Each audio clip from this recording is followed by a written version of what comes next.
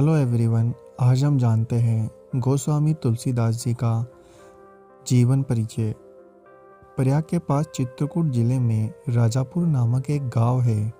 वहाँ आत्माराम दुबे नाम के एक प्रतिष्ठित सरयू पारिन ब्राह्मण रहते थे। उनकी धर्मपत्नी का नाम हुलसी था।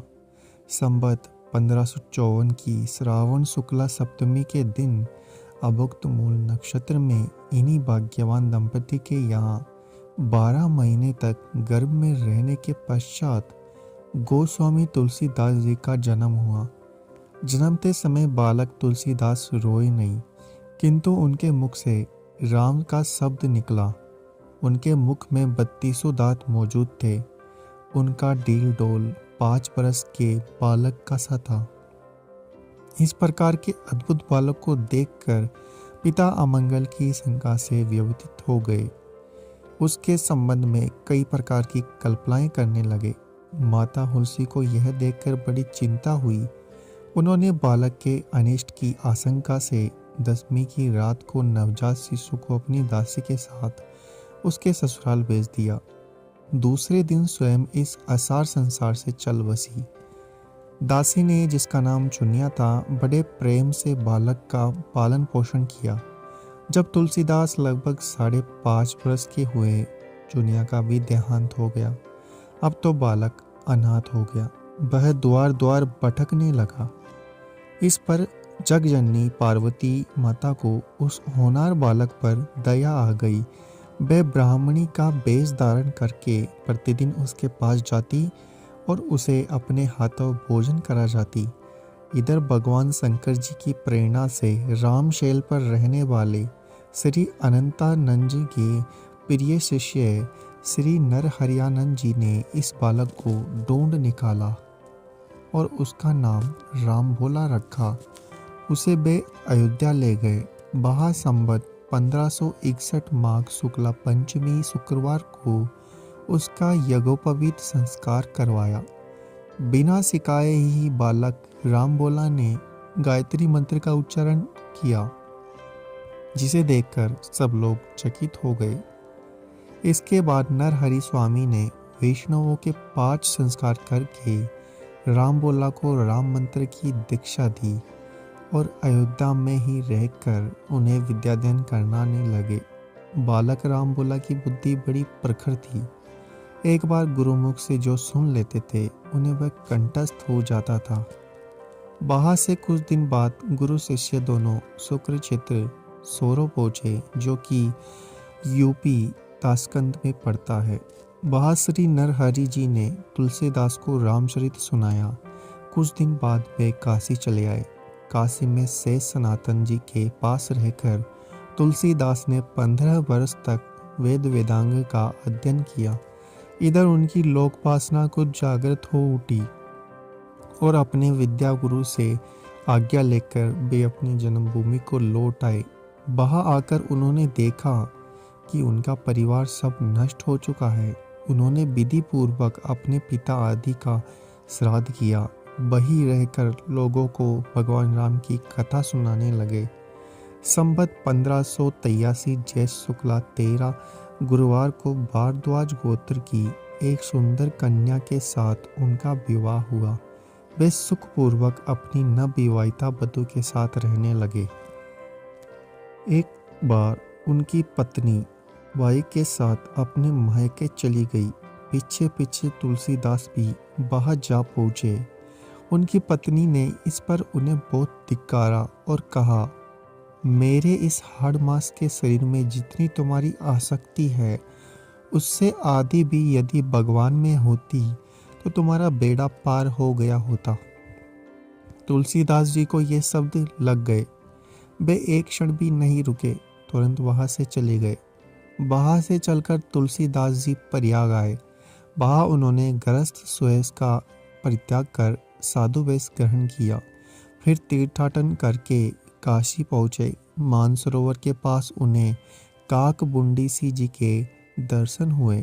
काशी में तुलसीदास जी राम कथा कहने लगे। वहाँ उन्हें एक दिन प्रेत मिला, जिसने उन्हें हनुमान जी का पता बताया। हनुमान जी से मिलकर तुलसीदास जी ने उनसे श्री रघुनाथ जी का दर्शन कराने की प्रार्थना की। हनुमान जी ने कहा, तुम्हें चित्रकूट में रघुनाथ जी के दर्शन होंगे। इस पर तुलसीदास जी चित्रकूट की ओर चल पड़े। चित्रकूट पहुंचकर रामघाट पर उन्होंने अपना आसन जमाया। एक दिन वे प्रदक्षिणा करने निकल रहे थे। मार्ग में उन्हें श्री राम के दर्शन हुए। उन्होंने देखा कि दो बड़े ही सुंदर राजकुमार घोड़ों पर सवार होकर धनुष बाण लिए जा रहे हैं। तुलसीदास उन्हें देखकर मुग्ध हो गए, परंतु उन्हें पहचान न सके। पीछे से हनुमान जी ने आकर उन्हें सारा भेद बताया तो वे बड़ा पश्चाताप करने लगे। हनुमान जी उन्हें सांत्वना दी और कहा कि प्रातःकाल फिर दर्शन होंगे। संवत 1509 की मुनि अमावस्या बुधवार के दिन उनके सामने भगवान श्री राम पुनः प्रकट हुए। उन्होंने बालक रूप में तुलसीदास जी को कहा, बाबा हमें चंदन दो।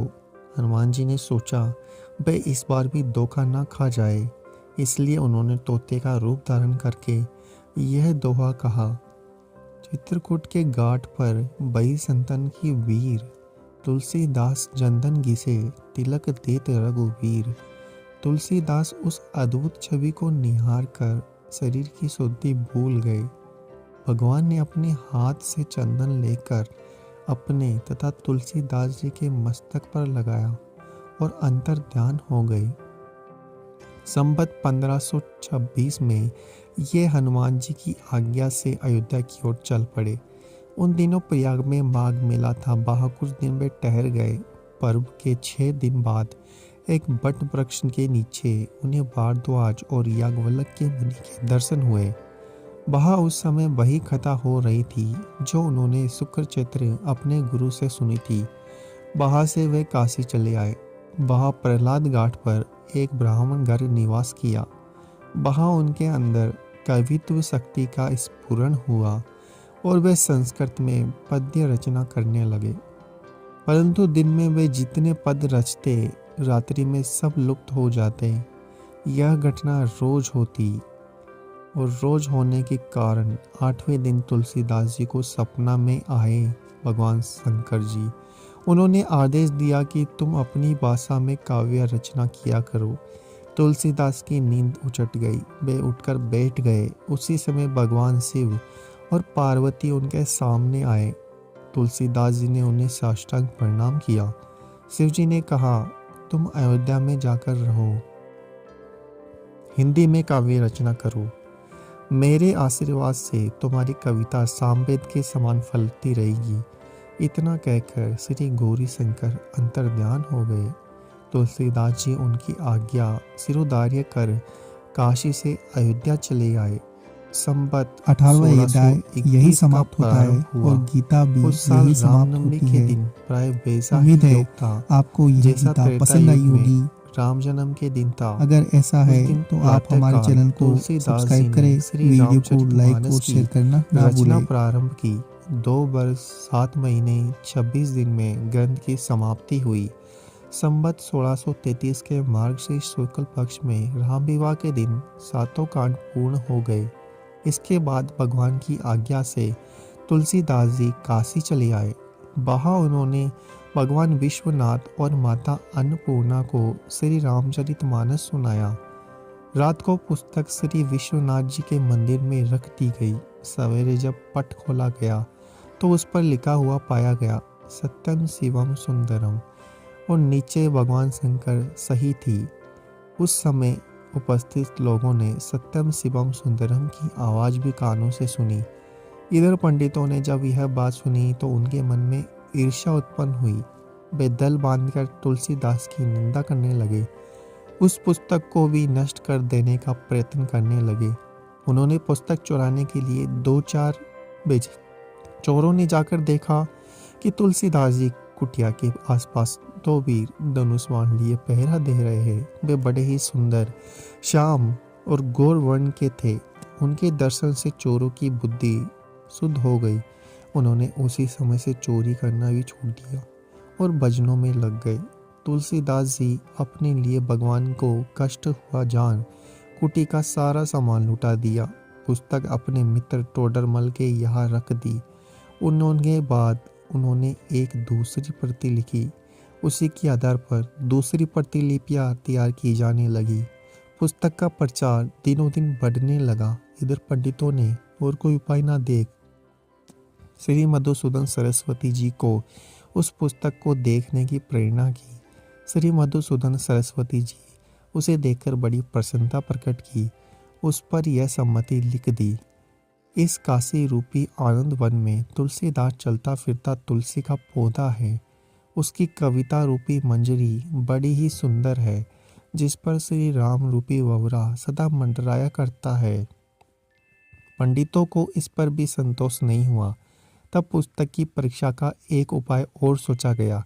भगवान विश्वनाथ सामने सबसे ऊपर वेद, उनके नीचे शास्त्र और शास्त्रों के नीचे पुराण और सबके नीचे रामचरितमानस रख दिया गया। मंदिर बंद कर दिया गया। प्रातःकाल जब मंदिर खोला गया तो लोगों ने देखा कि रामचरितमानस वेदों के ऊपर रखा हुआ है। अब तो पंडित लोग बड़े लज्जित हुए। उन्होंने तुलसीदास जी से क्षमा मांगी और भक्ति से उनका चरणोदक लिया। तुलसीदास जी अब 80 घाट पर रहने लगे। रात को एक दिन कलियुग मूर्त रूप धारण करके उनके पास आया, उन्हें त्रास देने लगा। गोस्वामी जी ने हनुमान जी का ध्यान दिया। हनुमान जी ने उन्हें विनय के बद्ध बचने को कहा। इस पर गोस्वामी जी ने विनय पत्रिका लिखी, भगवान के चरणों में उसे समर्पित कर दी। श्री राम उस पर अपने हस्ताक्षर कर दिए और तुलसीदास को निर्भय कर दिया।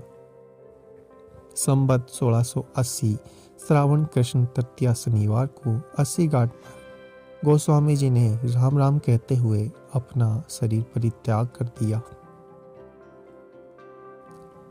उम्मीद है आपको तुलसीदास जी की ये कहानी पसंद आई होगी। हमारे चैनल को सब्सक्राइब करें, वीडियो को लाइक और शेयर करना ना भूलें।